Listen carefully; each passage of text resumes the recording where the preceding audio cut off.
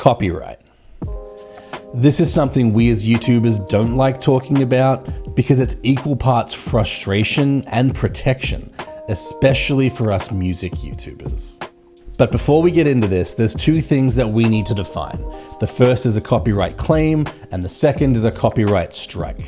A copyright claim is when you use someone else's copyrighted work in your video, and then they will actually put a claim on that video and take a portion, most, if not all, of the ad revenue that goes into it. They can also block your video. They could have it blocked in just certain territories, or they could even have it taken down. A strike is usually when you re-upload someone's video or break one of the community guidelines for whatever reason. With music YouTube channels, this usually surrounds using someone's pre-recorded music in your video.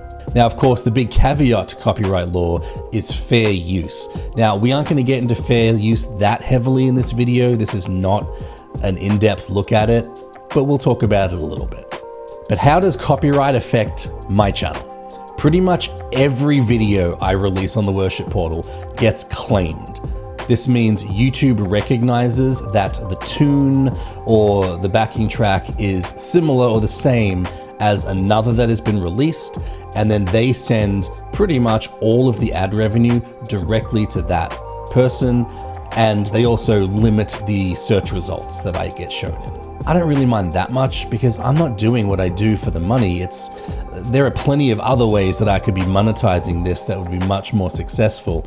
But as long as I'm doing what is legal and within YouTube's policies, I have no problem if they put a claim on my videos. Now, what's unclear is whether I even should be getting copyright claims on my videos because I purchase cover licenses to every single song that I release, but I'm just trusting YouTube on that one. Now, while copyright claims are normal and somewhat expected at this point, strikes and takedowns are not. Too often I've had a publisher, looking at you, Hillsong, actually take down my video because I've used pre-recorded content. This is completely untrue and always has been with my channel. I still have videos that make zero money and some that are even blocked and taken down purely because of these false claims. But what happened last week on stream is just a whole nother level of frustrating. One of my favorite streams that we do is when I take requests of songs from you guys and then I review their production quality and their content for how they would fit on the worship portal. It's a fun couple of hours where you guys are showing me songs that I know well or a lot that I've never even heard of, and I review them. This has never been an issue before, up until this past Monday when I get my stream interrupted and ultimately deleted. Then I get this email from YouTube. Hi Worship Portal. Our team has reviewed your content and, unfortunately, we think it violates our community guidelines. We've removed the following content from YouTube. We know that this might be disappointing, but it's important to us that YouTube is a safe place for all. If content breaks our rules, we remove it. If you think we've made a mistake, you can appeal and we'll take another look. Keep reading for more details. And it goes on. We've detected content in your live stream that may belong to somebody else and was not corrected following repeated warnings of possible abuse. You may not have intended to include this content, but live streams should be actively monitored by the channel owner, and any potential issues should be corrected in a timely manner. Because it's the first time, this is just a warning. If it happens again, your channel will get a strike and you won't be able to do things like upload, post, or live stream for 1 week. Sincerely, the YouTube team.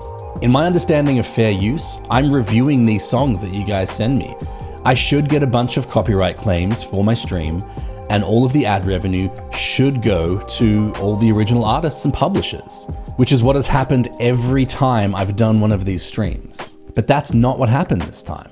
But what takes it to a whole new level is that this is a warning, and the next time I do something like this, I'm gonna get a copyright strike, which will severely inhibit my channel. So what I did is I appealed through YouTube's system, and this is the email response I got.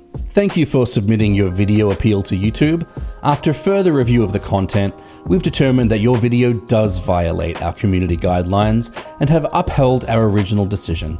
We appreciate your understanding. Sincerely, the YouTube team. Now, I don't think anyone actually read my appeal. If I'm in the wrong, then so be it. I'm happy to adjust what I'm doing to stay within copyright law as well as YouTube's policies. All I'm asking for is a little consistency. I never know if my video will be taken down, deleted, claimed, or I'll be given a strike. I never know if a stream will be interrupted or deleted because there is no consistency. This isn't something only I deal with. Every musician YouTuber is terrified to play the intro to Sweet Child of Mine or Stairway to Heaven because that video is going to get deleted. They're going to get a copyright claim or even worse, a copyright strike, which will affect their channel. Now that's not playing the actual song. That's them playing the intro on their guitar. It's ridiculous. Look, I understand that composers have the right to protect their work.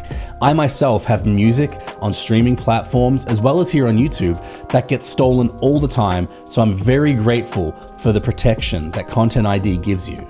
But it's at a point where musician YouTubers who are trying to teach, encourage, and help others get better are being handcuffed by YouTube's one-sided system. What do I mean by that?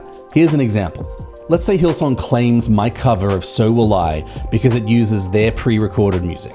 Let's say that I appeal that decision by using YouTube's inbuilt systems, saying that I never used any of your content, I recreated every track from scratch. Then let's say Hillsong comes back and say, no, we think you did.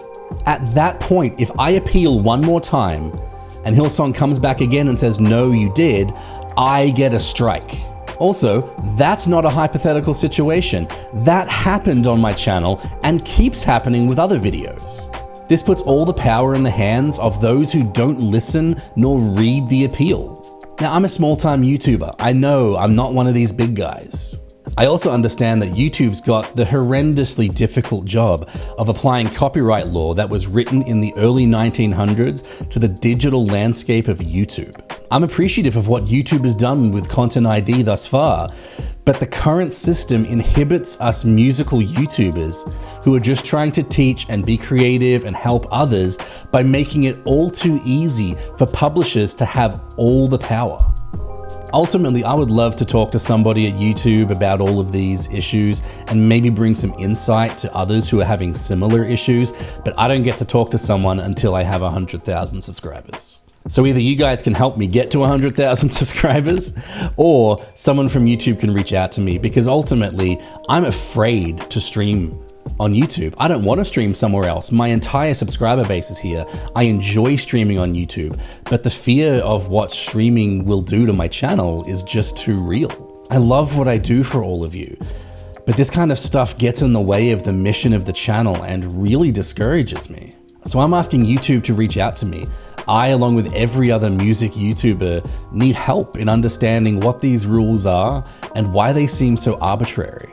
Really sorry for the ranty video, guys, but this has been kind of an ongoing issue with the channel and with music YouTube as a whole. There'll be some more positive coming out soon, I promise. Have a great one.